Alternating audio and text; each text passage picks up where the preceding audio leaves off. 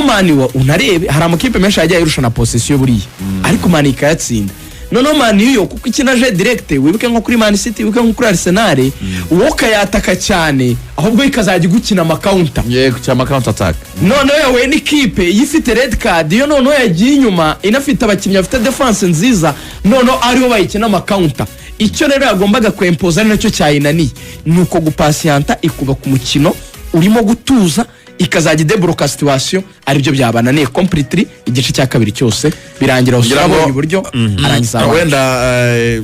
Mugaragwa afite ibyo kuza kongeraho Rubuyanga ikipe ya Newcastle United yakinaga na Man U rigana bigarutseho neza cyane wibuke match ya West Ham Man U yanganyije wango iyo Man U ihuye n'ikipe yagiye ikabarekera possession ubundi ikajya ku defend akenshi kuyanlockinga biragorana wango Man U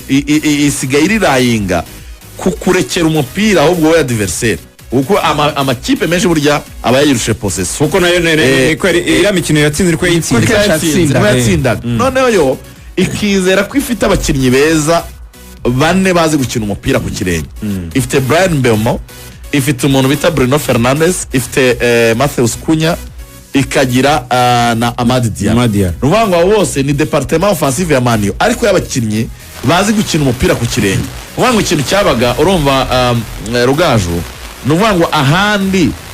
abandi babura abo bakinnyi banakinana ariko uzarebe Brian Mbeumo utuntu tw'udupasa batanga tw'udutaronade uburyo bahererekanye na bakunya n'abakinnyi nyine bazi gukina agapira iyo rero ikipe nk'ingiyi ya Newcastle yari yamaze nge sometimes nibyo nashaka kuvuga rimwe na rimwe ahubwo kubona ikarita y'umutuku hari igihe avantage kuri ekipe yayihawe ko ari yakoresheje imbaraga nyinshi kuruta izo agomba gukoresha buzuye kuko ubu birebera mu itarabona ikarita y'umutuku imbaraga yari ifite n'uburyo yakinaga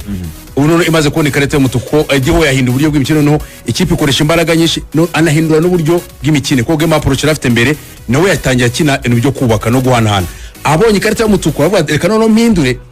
ikipe ya Manchester United nyereke ko namaze kwemera icyaha ahubwo noneho kwera kwa kwemera icyaha yo iraza kwibwira koko na safarinze ize hanyuma iki akoreshe ama counter attack kuko ugiye kureba yaba uno musore twa Ursula ndetse na Willock n'abasore yo yakoze remplacement tactique z'abantu bavuga ngo dufite abandi bakinnyi inyuma def baza kudufasha kudefanda ariko aba babiri bo baraza gusohoka ku ma counter attack baze kudufasha ari nawe waje kuvamo igitego ubwo kubyo kwizigera arimo aravuga icyo gene yo vuga ku kindi cyatweretse karike ko nawe akiri umuntu kongera kwigwa ko abantu bagendeye mu munyenga nk'iyo ari umuntu y'insinzi ariko cyari gihe cyo kuvuga ngo reka turebe ese ko arimo aratsinda agatsinda amakipe ari uko yo yabanje kumuha ridi y'umukino we ahubwo akabona resultat ngo ikipe ikakwempoza ahubwo ukagendera kuri je yayo ukayiprofita ugakina makontra nkuko rigane vugaga ikaza gutsinda ariko mu ijoro ryakeye ikipe ibonye ikarita y'umutuku igumye inyuma noneho wowe kwera ko ikipe igukiniye ibintu utarusanzwe uzi byo kuvuga ngo nurukuta bubatse urukuta uraza kurusenya gute uko urukuta kugira ngo urusenye ntabwo urusenyesha ama counter attack ruvuga ngo urukuta ukora ama attack plus ruvuga ngo ukina kubaka babakinnyi ugatuma babashambaride espace zo hagati zikaboneka cyangwa se ugakina wide ikibuga ukagifungura ipira kagiva mu mpande ku buryo abawinga baza kuza gukina ku mugoroba rero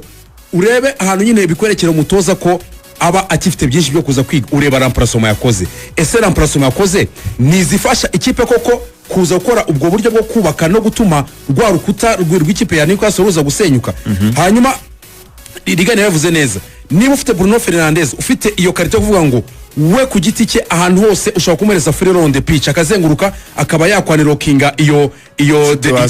situation ukivuga ariko ukivuga remplacement na rigane nabonye bavuga yuko icyo gitego cya kabiri n'ubundi byatewe na remplacement yakoze kuri Malaysia niho umupira bawucishije umuntu nakona block neza urumva ya Malaysia yari tuvuge yaje nyuma iyo yari bakostinga igitego cyagiye ariko no turebe ngo ijyanisha bono kubikuba babonda igitego uko iyo niyo tureba uko batsinzwe igitego no turebe ngo aho bashakaga igitego uko cyubukira neza ko cyari igitego kimwe kuri kimwe bari bakeneye ikindi gitego cyangwa igice cya kabiri nyine ari kimwe rumva Manchester United yashakaga ibitego tube turetse yatumye batsindwa igitego ruvuga ngo niba Bruno Fernandes uzi ko ari ugufasha kwanirokinga ya situwasiyo cyangwa se rwa rukuta rw'ikipe ya Newcastle akeneye ubwinyagamburiro ukanimuzaniraho Ugarte one yerekanye ko mu ikipe ya Manchester United ni umukinnyi ugira indiscipline tactique ahagarara nabi ntakina kuri kondisiyo z'umutoza buri gihe yisanga undi mu mediateur barimo barakina umuri hafi aza gukora amakuvertire akisanga buri gihe akenshi ikipe ya Manchester United ifite igice gisa naho cyagarutse iwabo muri backcourt kuruta uko bari muri front court kubera uko guhagarara nabi kwa Ugarte no gutakaza imipira. Casemiro umaze iminsi arimo arafasha we na Kobe Mainoo bari bamaze gusa naho na Bruno Fernandes bagira trio imeze navuga ko isa naho imaze kugira harmony cyangwa se imaze kumenyerana abo bombi Kobe Mainoo ndetse na Casemiro muri ya minota iri decisive yo gushaka intsinzi abo bose wabakuyemo. Hanyuma umukinnyi wari umaze iminsi arimo akina kuri kabiri ni kuvuga uwitwa na urumva kuri kabiri Daro ni wari wamubanjemo wazanye Mazaro urimo uragerageza kugenda ushaka izindi ukora ama rotation uwo mukinnyi umaze iminsi ari kwitwa neza kuri urwo ruhande wamukuyemo. Hanyuma ikipe urabona ko yasubiye inyuma ukeneye za mbaraga zivuga ngo za Amadi Diallo. Yes, Amadi Diallo yaramaze iminsi ku ngoma ya Karike nava ko match ebyiri yavuye mu gikombe cya Afurika asana yitwaye neza nyuma asa no dropping ariko nureba situation irimo ukeneye ababora kandi baca mu mpande kuko Newcastle yakeneye hagati uraza gukoresha wide nukoresha wide urakena abakinnyi baca mu mpande bihuta. Daro arihuta ashobora kuba akora ayo mavara ya gutera yatera amasantre atuma Sesko ya mitwe amazimi seri matsinda yayitsinda uwitwa uno musore Amadi Diallo ashobora kuba yamenasa rwa rukuta rwo ku ruhande rw'imoso rwa Newcastle akaba yakwinjiramo agaprofita one amakosa iyo mipira miterekane kaboneka akayakwinjira muri box cyangwa se yatanga assist akaba yatsinda. Utinze kumushyiramo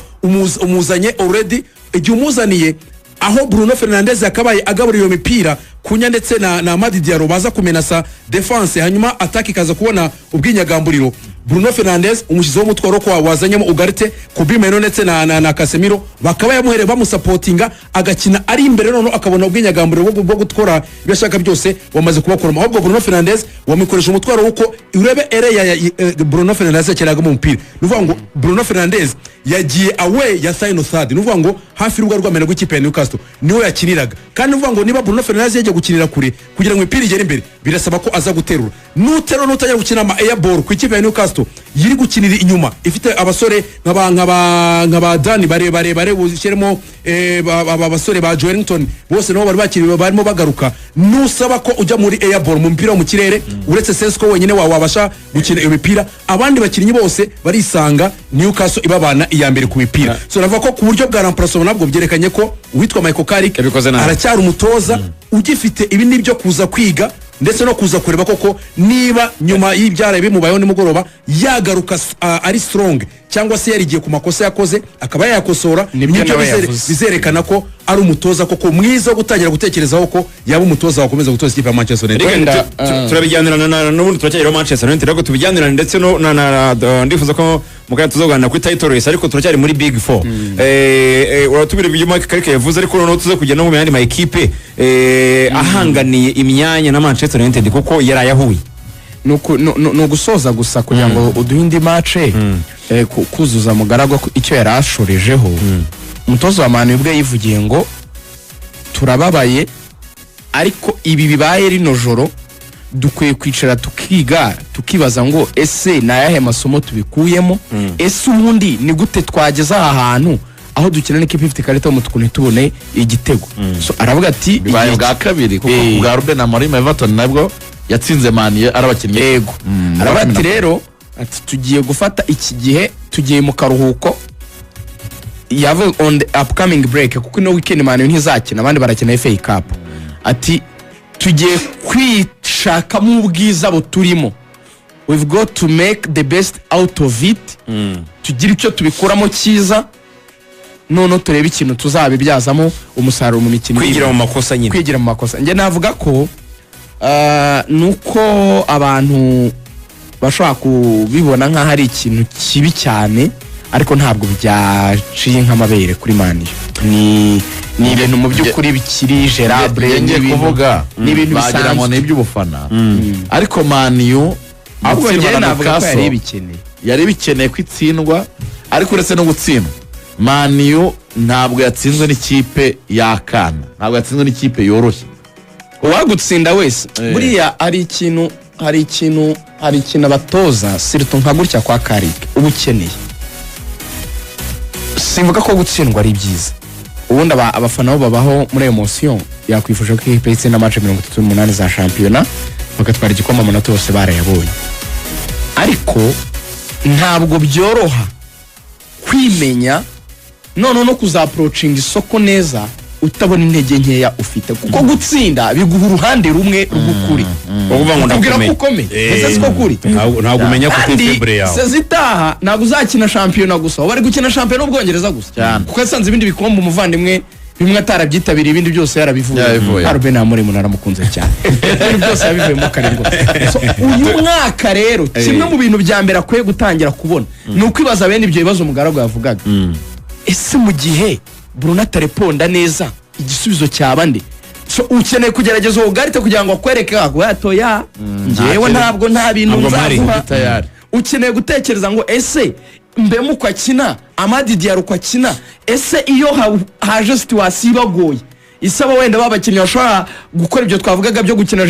attaque place gahoro twakwitwara gute? Ntiwabimenya rero utabonye challenge. Agize amahirwe nawe, defeat ni part of isomo, ni ikintu gutsindwa, ni ikintu wigiramo. So ikindi wenda dusoza uyu musore twose batsinze, umutoza yavuze ngo bajya gusoza imyitozo ya nyuma y'iyi match bateguraga ya Mani, ngo yamusabye session yo kwiterera amashoti mu izamu, ngo ateye amashoti 10, ndamwa ntisoza soza imyitozo soza, ngo yashakaga indi, ngo he wants more, yabyivugiye. Buriya nimujya mubona agasenaryo kabaye muri match byiyumvire kwizigira, bahora gategura ngo he did 10 shots at the end of the training and he wanted more. Fair play to him. Hey, burya ibintu byinshi nibyo tujya tubwira abantu, ngo ibintu byinshi ubona muri match ni ibintu abantu baprepara.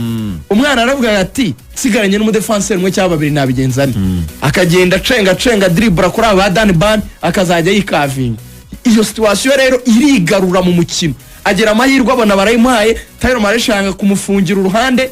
amusigira inguni, aramudribble abona yigiyeyo ahita yikavinga arangiza fe. Ikipe Aston Villa kwizigira, hari abantu twaturi turabana mu match uravuga bati nayo ni polisi yo mu Rwanda. Ngira birekuye neza ibivamo. Ikipe ya Aston Villa yari iri mu rugo kuri Villa Park, nicyo cyari gitangaje cyane, yakira ikipe ya Chelsea. Ikipe ya Aston Villa yatsinzwe hakiri kare cyane, niyo yabanje gutsinda igitego cyo ku munota wa kabiri hakiri kare,